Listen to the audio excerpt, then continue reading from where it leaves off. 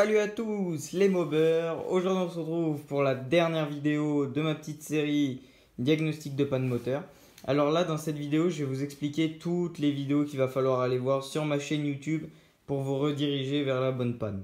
Donc tout simplement, il faut savoir que pour trouver une panne moteur, ce qui peut provoquer une panne moteur est un problème d'arrivée de carburant, un problème d'allumage, une prise d'air ou alors tout simplement une compression. Puisqu'un moteur pour qu'il marche, il faut juste les trois: allumage, compression et alimentation de carburant. Donc tout simplement, si vous avez un problème au niveau de votre carburant, alors tout simplement, il va falloir, s'il n'y a aucune arrivée de carburant dans votre moteur, donc vous allez essayer de démarrer, vous verrez que votre bougie est toujours aussi sèche. Donc le petit souci, vous allez en diagnostiquer qu'il n'y a pas d'essence qui arrive. Alors tout simplement, au niveau du robinet qui est de l'autre côté pour ma part, vous avez un filtre qui est dans le réservoir, un filtre à carburant.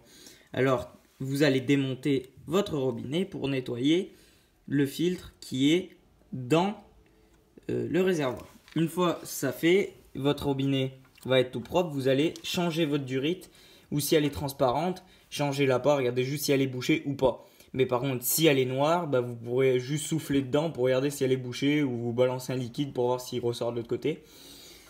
Donc voilà. Après, vous allez faire un petit nettoyage carbu. Parce que tout simplement, si votre carbu, la cuve de votre carbu est plein de merde, ça fera rentrer rien du tout dans votre moteur. Donc voilà ce qu'il va falloir contrôler pour les problèmes de moteur, alimentation en carburant.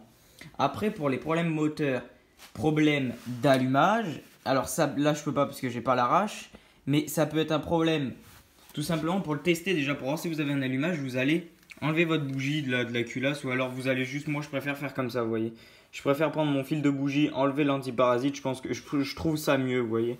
Vous mettez votre petit fil dans la culasse comme ça au milieu, en sorte que vous puissiez regarder tout simplement le cuivre au bout pour voir s'il y a une étincelle.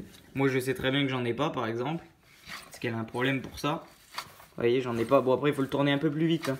Donc il faudra enlever la bougie pour voir si pour avoir moins de compression et galérer moins. Donc si vous n'avez aucune étincelle, ça peut être un problème de bobine haute tension, ça peut être un problème de calage allumage si vous l'avez ouvert il n'y a pas longtemps. Ça peut être un problème de condensateur, de fils qui touchent la masse, parce que vous voyez que vous avez des fils qui arrivent sur votre condensateur érupteur, donc qui peuvent être mis à la masse parce qu'ils sont fait couper par la came et le vilebrequin, ou alors tout simplement par le volant magnétique. Donc c'est un des trois qui est mort, soit la vis patinée, soit votre bobine haute tension, soit votre condensateur. Donc regardez, ou alors tout simplement un mauvais calage. Donc ça c'est une vidéo aussi que je vous ai mis en description. Après je vous ai dit un problème de compression. Alors pour regarder un problème de compression, c'est simple, vous allez mettre la bougie et tout simplement là vous voyez que ça force, donc c'est qu'il y a de la compression. Tout simplement, c'est aussi simple, hein. Si vous n'avez plus de compression, c'est que vous pouvez avoir votre joint de culasse mort, tout simplement votre segmentation HS.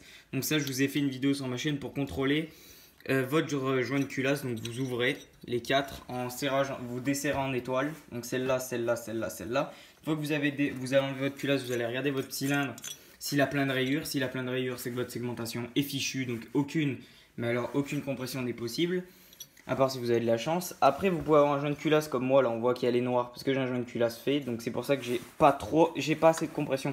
On voit très bien que ouais, là j'ai plus de compression. Là vous voyez très bien que là il n'y en a plus. Parce que ça sort tout une fois que c'est en point de en train de comprimer. Après, tout simplement, vous pouvez avoir un problème de prise d'air. Donc pour diagnostiquer ça, déjà elle tourne, votre brel. Vous allez mettre du nettoyant frein, un produit inflammable sous pression à chaque côté de joint, à chaque côté moteur. Ça aussi vous retrouverez une vidéo sur ma chaîne.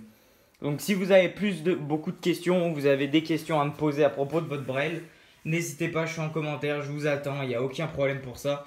Vous retrouverez une playlist sur ma chaîne pour diagnostiquer tous les problèmes moteurs. Ils sont tous regroupés à un même endroit. Ou alors simplement je vous les mettrai tous en description. J'espère que cette vidéo vous aura plu. Allez, ciao!